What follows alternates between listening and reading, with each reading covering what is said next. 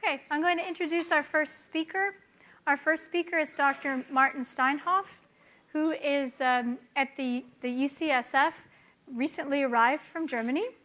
And Martin is one of the few people that are really delving in deep into the pathophysiology of rosacea. And he has a very unique area of research interest with some very exciting preliminary data. He's looking at the role of the neurovascular components of rosacea. So his talk, Martin, you can come up.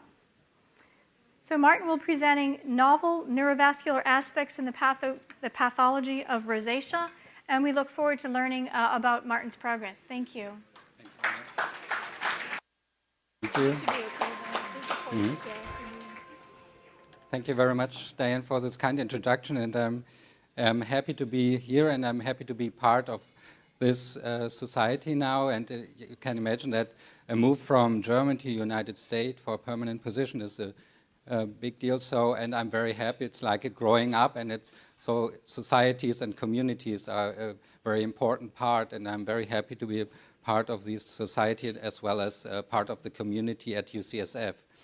So what I would like to talk to you about this evening is an exciting project, namely to understand the pathophysiology of rosacea. And we're just at the beginning to understand it, so we try and give our best to think about when we see the patient, actually like a coach. I was a coach in a soccer team, and so sometimes I felt like when I looked at the field, what's going on there on the field. So if you see these patients also with rosacea subtype 1, 2, or 3, you think, what is going inside of the skin of these patients? And so we want to look at this on the cellular level, more in the depths, what is going on in the skin of these patients, and then also on the molecular level to understand the molecular pathways, mechanisms.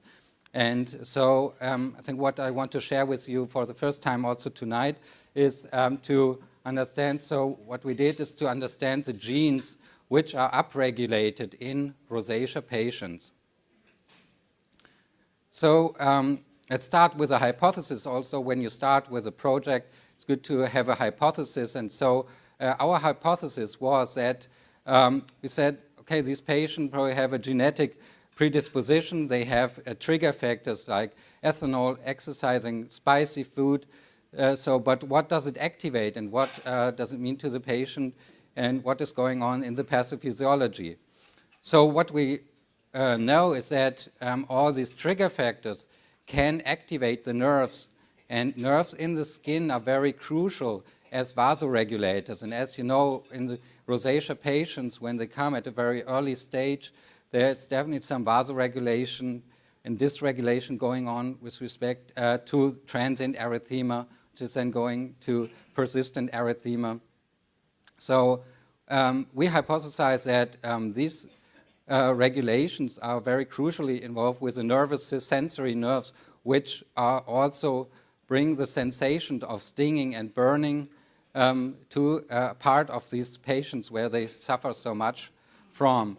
So the question, of course, is when we hypothesize that there's a neurovasodysregulation, what does it have an impact in the pathophysiology to the nervous system and to inflammation? We know that many of these cells have an impact on inflammation, on the immune system.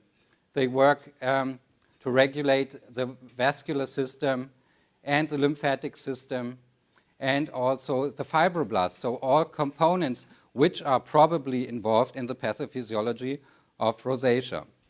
So many question marks, and let's see whether we can figure out what is going on there.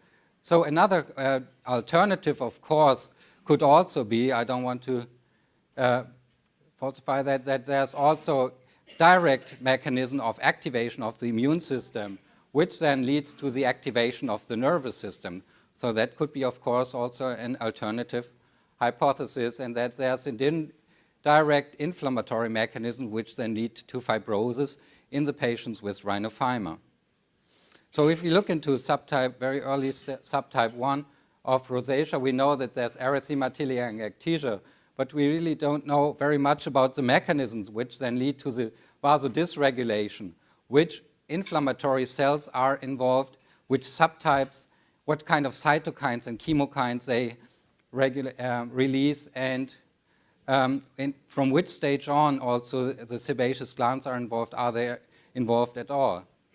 In subtype 2, this is almost the same question. When we have also papules and pustules, what drives this development of papules and pustules on the molecular, cellular, inflammatory level? And in subtype 3, the same. What kind of cells are involved in this process and how are they regulated? We know what we also found by immunohistochemistry is that at a very early stage, already in rosacea subtype 1, there's an activation of fibroblast, which could mean that already when you don't see clinically a fibrosis, the fibroblasts are at a very early stage involved in the pathophysiology of this disease, which then may lead later on to skin fibrosis. So, question, what are the active players in this pathophysiology?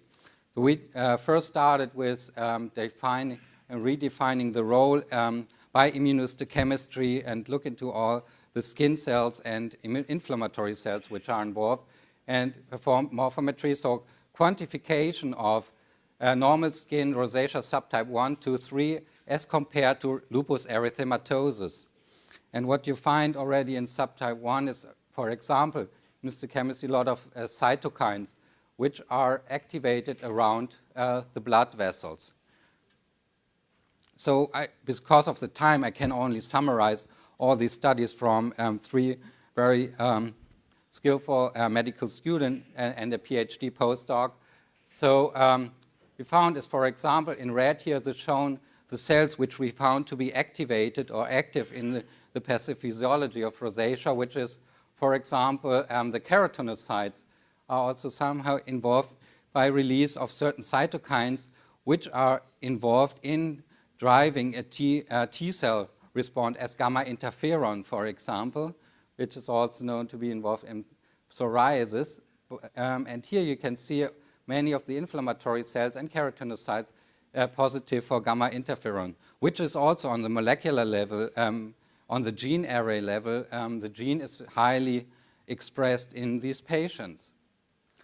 The Langerhans cells also were under discussion, so we did not find much differences with respect to Langerhans cell, but the T cells, there's a large, which is already known for many years, that there's a T cell infiltrate, but it's a Th1 subtype.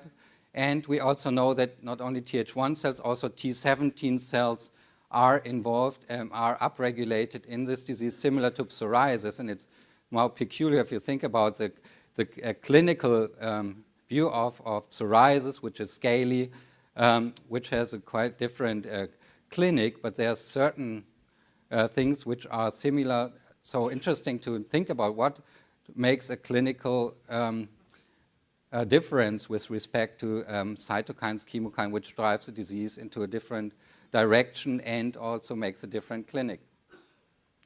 So macrophages are known to be involved. So lymphatic system is dilated, but it's not increased dramatically in the number. And there are more nerves expressed in the lesions of rosacea patients, which would indicate that there's activation of sensory nerves in the skin, which also could explain why they suffer more from stinging and burning and pain. And finally, also there's a dramatic increase of mast cells in a rosacea patient already at subtype 1, 2, and 3, and much more as compared to lupus erythematosus, for example, which is normal, and which are much linked to sensory nerves in the skin. So there's a whole armada of cells which are involved. The question is now, what is the hen, what is the egg, what drives this whole mechanism? So 5 years ago, and I'm very thankful to company Galderma, we asked the question, what could be the motivators on the molecular level in these diseases? So we recruited many patients and took biopsies from these patients and performed RNA studies. So these, what we say, gene arrays. So here you have 4,800 genes, this array, and in red are shown the genes which are upregulated, and in blue the normal expression. And here's the normal human skin. This is all the rosacea subtype 1 patients. Then here you see subtype 2 patients. And here you see rosacea subtype 3 patient.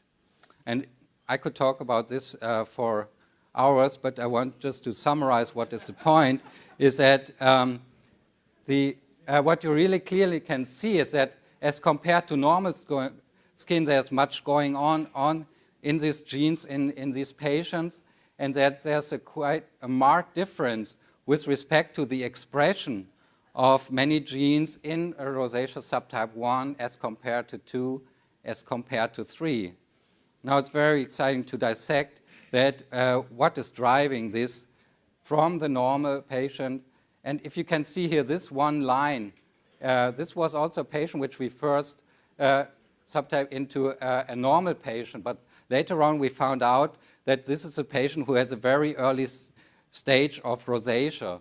And you can see clearly the differences in the gene expression. In fact, that this is a very specific upregulation of many, many genes, and I just want to show you, you don't have to learn that, it's just to show you that there's many genes are going on. Certain genes are upregulated about 300 times and modulate immune responses, lipid metabolism. So we now start to understand the different pathways of the genes which are upregulated at the early stage, later stage in these patients.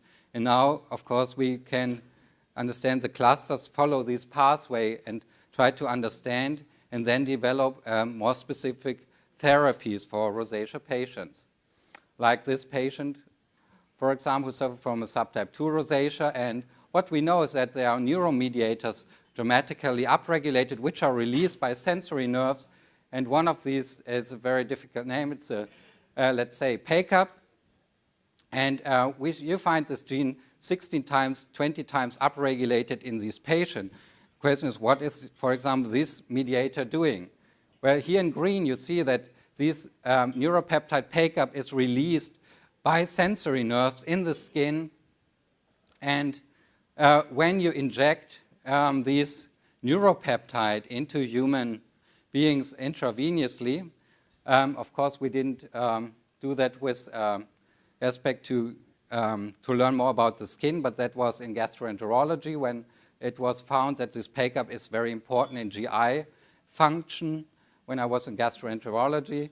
And so what we observed is that these patients have, within 15 minutes, flushing very similar to rosacea, flushing, stinging, and burning of their faces. That's a dramatic increase of vasoregulation by this neuropeptide, which is upregulated in these patients. These patients have a dramatic upregulation of the temperature, body temperature, of about 2 degrees centigrade when you inject 100 picogram of this molecule. So this peptide is very potent on the regulation of blood vessels, which is the most well-known vasodilatator now in human beings. And if you can appreciate that this is very widely distributed in the skin, and also the nerves play a huge role, not only in the dermis, but also, as has been shown now in new publication, can also reach the epidermis, even the stratum granulosum. Can also feel that they may be also involved in immunoregulation, innate immunity, regulation, interaction with antimicrobial peptides, for example. This receptor for this neuropeptide is also expressed in the skin, as you can see here in these black and white and gray dots. So we can also find this receptor in the dermis, in blood vessels, as you can also see by immunohistochemistry in red. There's an increase of this receptor in these patients, so indicating that this neuropeptide may be a potent vasoregulator in rosacea patients, which activates, and we also can now characterize the receptor and maybe develop therapies by targeting these receptors, for example. So one of these neuropeptides is an example that these can be mediators which induce the flushing and the inflammation and the pain and the stinging and burning in these patients. You can also see by double immunofluorescence very nicely that this neuropeptide is expressed in blood vessels which are dilated in rosacea patient. And when you inject this into the skin, this neuropeptide is a very potent vasodilatator of the blood vessels in the skin. So what you can learn also summarize with these novel techniques which we use in like molecular biology and gene arrays, that they can be a very helpful tool if you combine this with your clinical observations to try to understand in a systematic way the pathways which are involved in a certain disease.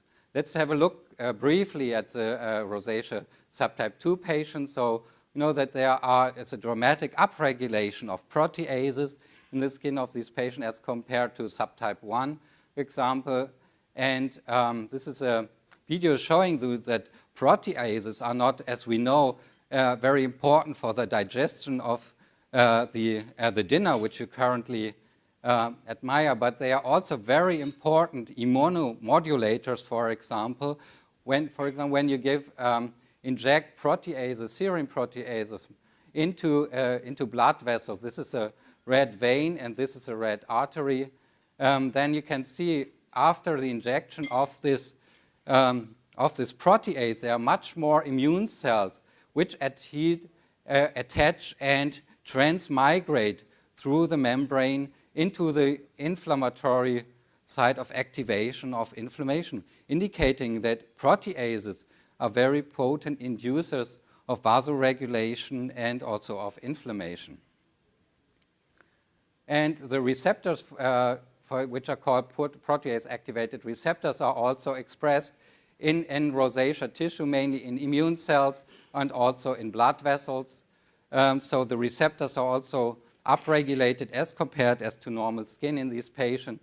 And another receptor for serine protease, part 2, is also dramatically upregulated in these inflammatory cells and also in the endothelial cells, suggesting that when the proteases which are released by keratinocytes, by immune cells, even by endothelial cells by themselves, can drive this vasodilatation, flushing, and infiltration to the site for leukocytes, for example. So summarizing this is, as we can see here, for example, normal skin, that proteases can be potent vasodilators which dilate these sites of inflammation and are important for the recruitment of these leukocytes.